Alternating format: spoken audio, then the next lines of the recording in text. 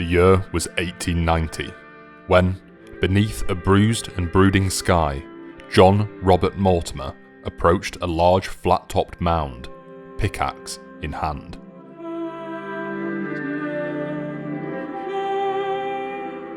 He was in the process of a decade-long exploration, excavating prehistoric mounds across the Yorkshire Wolds.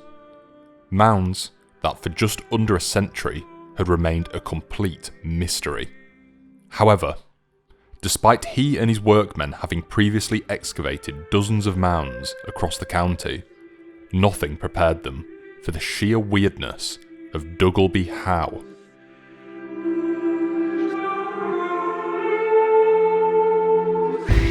During his dig, Mortimer divided the mound's chronology into 5 phases, which he published in his 1905 book, 40 Years Researches in the British and Saxon Burial Mounds of East Yorkshire.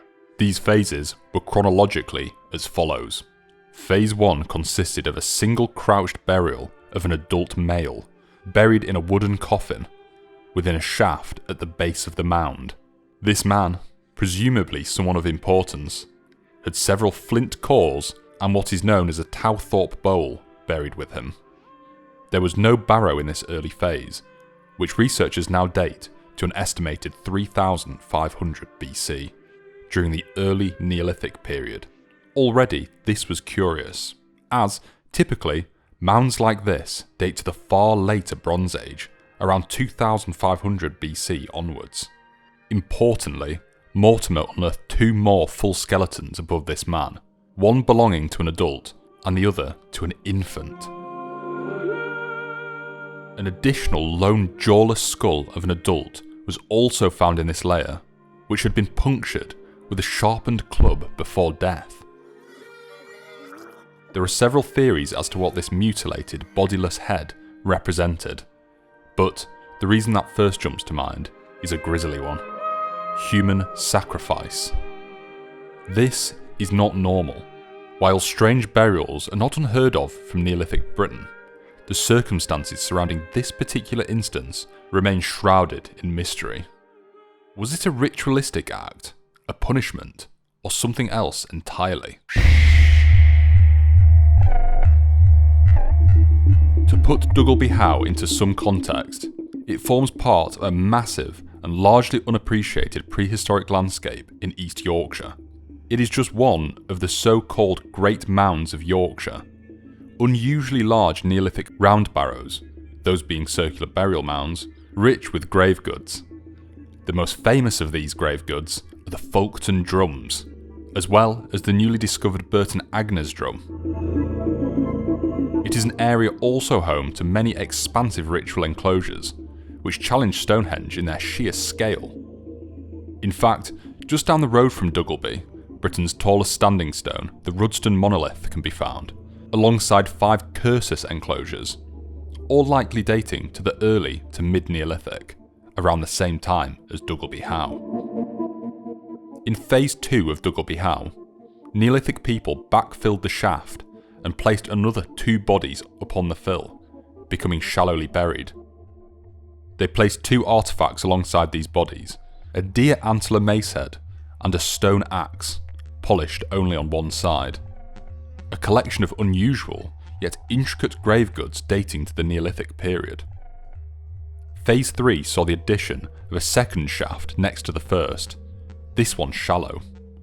An adult was placed into this, alongside a collection of arrowheads, some beaver's teeth, boar's tusks, and a bone hair pin.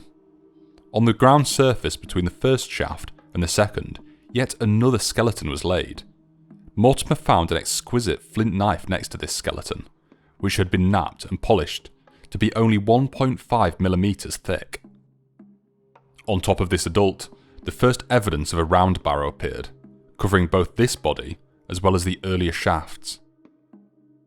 Within this initial mound, the bones of 4 infants, 3 children, a teenager, and 1 adult were placed. This phase is believed to have occurred between 2800 BC and 2700 BC, getting close to the early Bronze Age. Phase 4 likely occurred during the early Bronze Age. During this time, over 50 cremated remains were inserted into the mound. These were not placed in urns before burial, but were rather scattered onto the mound. So many ashes were scattered here, they formed an identifiable layer in the mound. Since Mortimer was unable to excavate all of the mound without destroying it, it is likely that many more cremations in the mound were left undiscovered. The number of cremations scattered here may have exceeded 100. Phase 5, the final phase of use at the mound, saw the barrow grow to its current size. This was achieved by piling tons of quarried chalk over the original small mound. No burials were found within this phase, suggesting it did not serve a funerary function. Instead, this phase may have been comparable to the nearby Duggleby Howe and Silbury Hill near Avebury. The most intriguing aspect of this mound, beyond the potential sacrifice, was the presence of rich Stone Age grave goods. While grave goods from this period survive across Europe, they are far rarer than those of the Bronze Age. I'm now going to rattle off 5 possible examples of human sacrifice from the Neolithic. There are likely far more yet to find. I will let you decide what to make of these, as most are controversially flagged as potential examples. If you know of any more examples from Britain or Europe, please do leave a comment below, as I myself am interested to learn. Number 1. The Longcairns of East Cumbria. Razor Pike Longcairn is a massive Neolithic burial mound in Cumbria, in the northwest of England. It is a slug-shaped burial mound, distinguished by its unique bipartite structure, created by joining 2 round mounds together. Their size and resemblance to Yorkshire's Great Mounds suggests construction by a similar early Neolithic culture. 19th century antiquarian investigations revealed evidence of wooden posts along its spine that were likely once involved in cremation rituals. Similar post holes have been discovered in early Neolithic long barrows across South England, connecting this example to them in morphology. In a grisly twist, excavations at the mound uncovered burned adult bones and animal remains in the eastern mound, and the unburnt bones of multiple children in the western mound. If each cairn was built in one process, how could this many bodies of both adults and children have been deposited? One answer is, of course, sacrifice and deposition. Scottish mass sacrifice. Evidence suggesting human sacrifice in Scotland was unearthed in 1997 in Linlithgow Bridge, West Lothian. The Neolithic burial chamber contained the skeletons of 4 children and an adult male with a deformed skull. Archaeologist Murray Cook hypothesised that the victims may have been sacrificed annually to appease a god and ensure bountiful harvests. Somebody had been watching too much Wicker Man, I think. While this theory, sourced from a newspaper, is likely tabloid translated bunk, the tomb's unique feature, a movable doorstone, may support this theory, as it could have allowed for yearly additions of new sacrifices.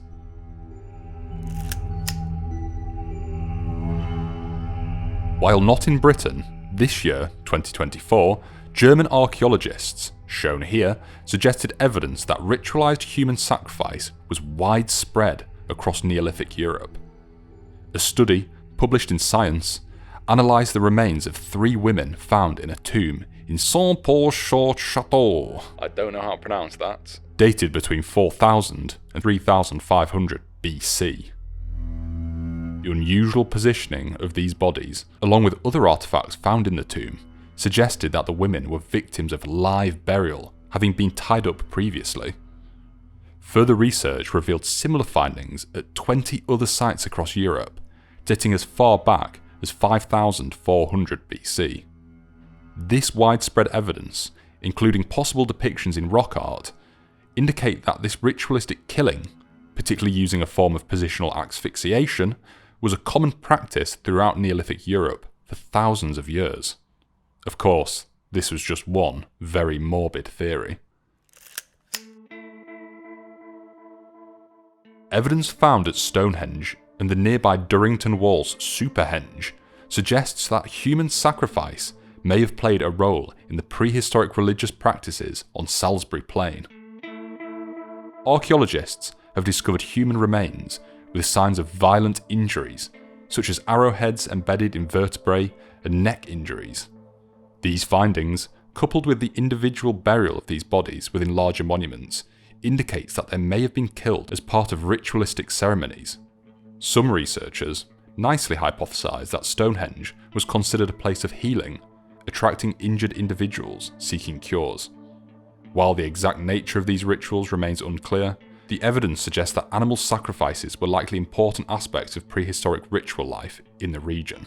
So, why not extend this to humans too? Moving on now, finally, to Wales, my ancestral heartland. Men of Harlech, stand ye steady, it cannot be ever said ye, for the battle were not ready, Welshmen never yield. Specifically to the northwest island of Anglesey. Bryn Celyn is a very well preserved Neolithic passage tomb, showing a long history of ritualistic activity and construction throughout the Neolithic. Before the construction of the passage tomb, around 3000 BC, a henge monument was constructed on the site, featuring a stone circle with cremated human remains buried at the base of some stones. Most fascinating was a pit within the henge containing a single human ear bone covered with a flat slab, further suggesting mutilation and a sacrifice of the human body. Now, if you've watched my previous videos, the tale of Duggleby Howe and other sites like it paint a more confusing picture of Neolithic Europe and Britain. While these examples raise more questions than answers, they do highlight just how little we know about the practices of the period and how weird they may get. These findings remind us that the past is not always a simple narrative of progress and enlightenment. This was a time of complex rituals, deep-rooted beliefs, and, perhaps, darker practices that we're only now beginning to comprehend. And, of course, over the course of thousands of years, just about anything can happen, and any such strange practices could have emerged for a very short time. In essence, this is a mystery that takes us beyond the polished stone tools and burial mounds.